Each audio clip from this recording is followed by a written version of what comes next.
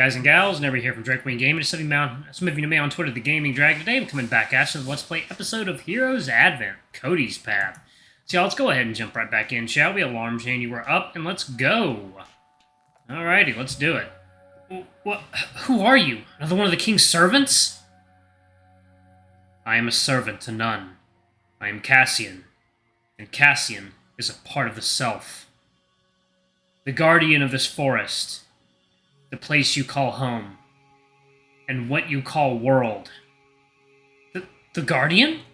You stared out into the void, shooting a look of disbelief in no particular direction. Is that not what you call those that watch over others in protection? I guess. Hearing your own voice speaking cryptically back to you only made things more confusing to process. Well, whatever you are, why are you here? Why are you here then, Cassian? You moved to give a snarky retort, but the question itself rang with uncertainty. To solve the problem with the corruption? And why? To protect the city? For what purpose? For the safety of her people? At what gain? None, I guess?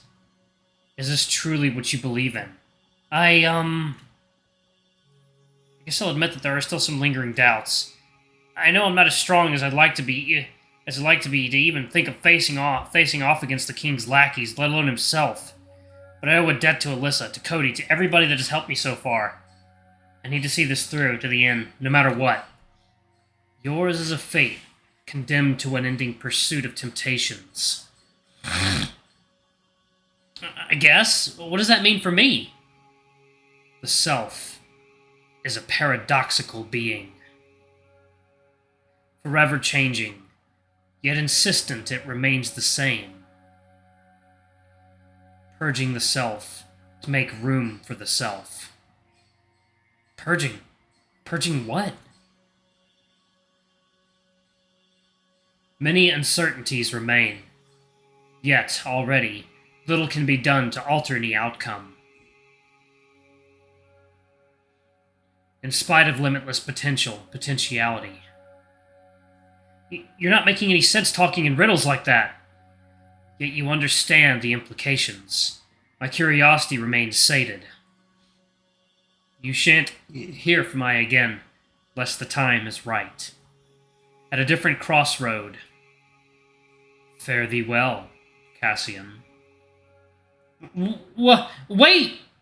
At that moment, the ring you were standing on seemed to flicker before phasing out of existence entirely. Once again, you were falling, seemingly towards a bottomless pit until... Ow! Your eyes snapped open, quickly realizing it had all been a dream. A dream much more different than the ones that had plagued you before.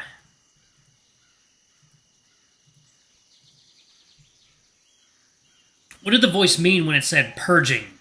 You shook your head warily, setting aside the ominous warning as your mind slowly returned to reality. You looked around, a bit disoriented to see the inside of one of the tents. Kody must have brought and tucked you into the bedroll when you fell asleep at the campfire. You looked out through one of the tent's open flaps to see the glade fully illuminated by the morning sun.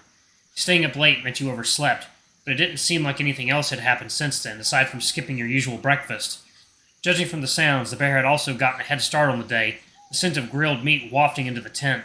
You sighed at the sense of comfort. Perhaps from the closeness of it all, along with getting Kody to open up about those matters. It took you a while longer to get the sleep out of your eyes before you got out of bed. With one long stretch and a yawn, you were ready to tackle the day, stepping out to meet up with the others. Good Lord, something has got me really stopped up. You headed towards the fire pit. From a distance, you could see Kody and Max already chatting by the fire. Kody was the first to notice you, waving you over politely. It catches Max's attention, making him turn and greet you. Morning, Cassian. Sleep well? Huh? Yeah, I did. I don't actually remember when I fell asleep. You must have been rather tired. Some time away from the city does the body good. I agree, even if I'd rather be back at the honeysuckle. It is nice to have a change of pace. Agreed. You certainly seemed much happier, Kody. Finally getting back into your mercenary training? What? No, not really, it's just nice. Perhaps it's the presence of the Akai that makes us all feel invigorated. Alex chimed in, a knowing smile on his face as he joins the three of you around the fire. It does appear to house some peculiar qualities. It seems you're in good spirits too, Alex. Did you find anything interesting? I have, actually. It's still inconclusive, but there's something I'd like to discuss with everyone once we've had breakfast. Well, it's just about ready. We just need Rye to get back and we can begin. Do you want coffee in the meantime? Oh, please. I can feel the caffeine wearing off as we speak. All right, coming right up. Thank you. You really love your coffee, huh? Well, I need it to function. You wouldn't get it, Cassian. Uh-huh. I'd say it's less about the caffeine and more the sugar, eh, Al? Oh, hey, Ray. Morning. Welcome back. And Rye does have a point. You do put a lot of sugar in for some reason. Hey, don't give me crap over my sweet coffee. You guys have any idea how much I need it? Nah, that's besides the point. Why don't you change your coffee dependency into something else? Like me, maybe. Ah, shut up! The two of them continued exchanging barbs, a reprimand from Alex and a flirtatious rebuke from Ray. It was well into breakfast. Everyone's already had their plates of meal, and Alex had his sugared coffee.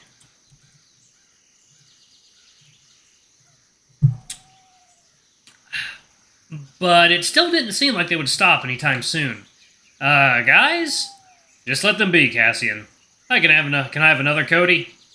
Sure thing. Do you want some steak too, Cassian? Sure. Eventually, after finding your round of breakfast, the bickering did stop. Finishing your round. With everything settled down, Alex brought up the readings for everyone to see. So, from our analysis, the Akai maintains a constant Magi frequency that projects the ether shield around the forest. He did say projects, okay. These are consistent with the frequencies used in the original blueprints. He brought up a copy of schematics that you could loosely identify as the Guardian Crystal. All the notes attached to it makes no sense to you, however. A stabilized frequency that repels anything that cannot harmonize with it, by causing a significant amount of dissonance. That's why it could repel nether beasts that are lousy with corruption. But not the netherite dust that are independently too small to get caught in the net. That's one way of putting it. It could be that nether has some particular behaviors that don't repel them in microscopic amounts. But we can't theorize that now. However, there was something I noticed the longer we logged the readings. While the overall resonance is the same as the Guardian Crystal, the way the fluctuations work isn't the same at all. Alex pulled up 2 additional charts. One of the ones you had taken at the camp, and another side by side. These are readings, and these are the logs from the lab monitoring the Guardian Crystal. They're identical as far as I can tell. Looks like it, but something doesn't feel right about it. Correct. It's because the fluctuations aren't uniform. The graph shifted, displaying several more lines, each of a different color. Each one of the nodes returns its own Magi signature, with the main white line representing the strongest Magi signature. All living things have Magi, and our strongest Magi's are elemental resonance. Right, the basics of elemental control. Yes, and look at all the Guardian Crystal's wavelengths compared to the Akai's. Huh, the frequencies seem to dip sometimes, unlike the Guardian Crystals. Right, wavelengths fluctuating a lot, too. Indeed, the elemental nodes detected unusual dips in resonance, while the median frequency somehow maintained stability. Well, what does that mean for the Guardian Crystal? It feels almost asinine to say, but the tree is a living thing. Yeah, generally plants are a living thing, even if this one has crystals growing out of it. One would think it's obvious, but there was one other anomaly I hadn't expected to see. Another one? Does it explain the first? Right you are, Ray. It explains it, and has been the final puzzle piece. Closing the diagrams, he brought up 2 others. This time a graph with the wildly fluctuating smaller graphs in between, and a series of values assigned to acronyms you hadn't learned yet. These are readings taken from the Nether Infected. Ah, from your experimentation, then. Uh-huh. They have their own Magi signatures like any other element, and have similar effects to other elements in the body, save for its parasitic nature.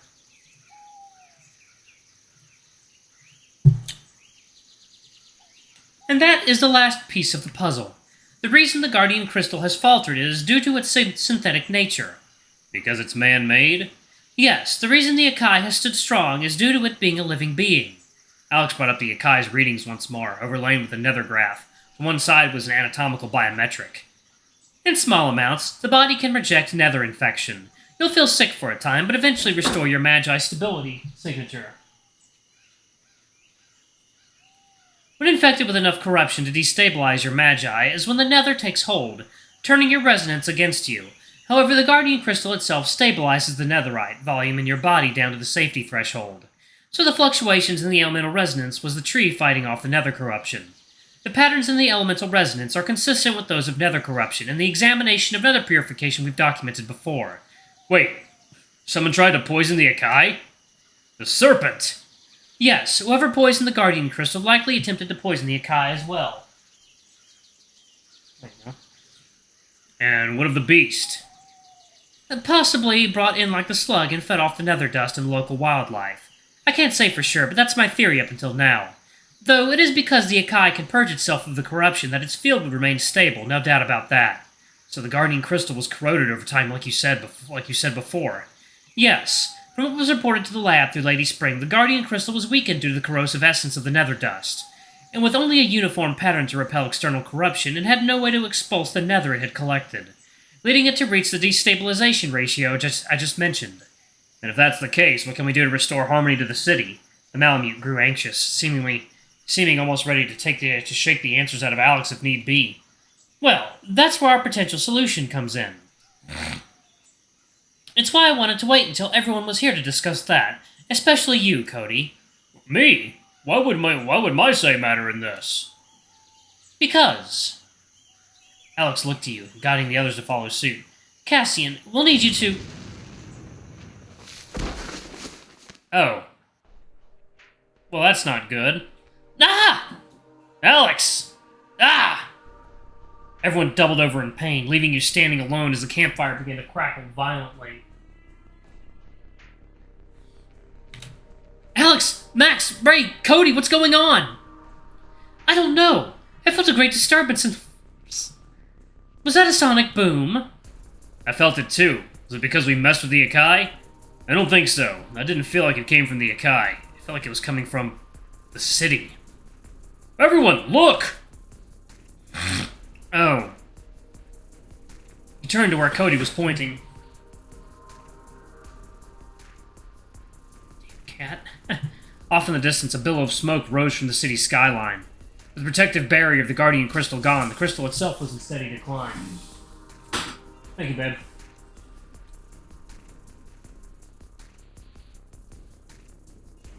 The crystal! It's falling! Alright, team, grab what you need and prepare to head out. Wait! What's going on? What about the camp? There's no time. Grab your sword and head towards the bridge.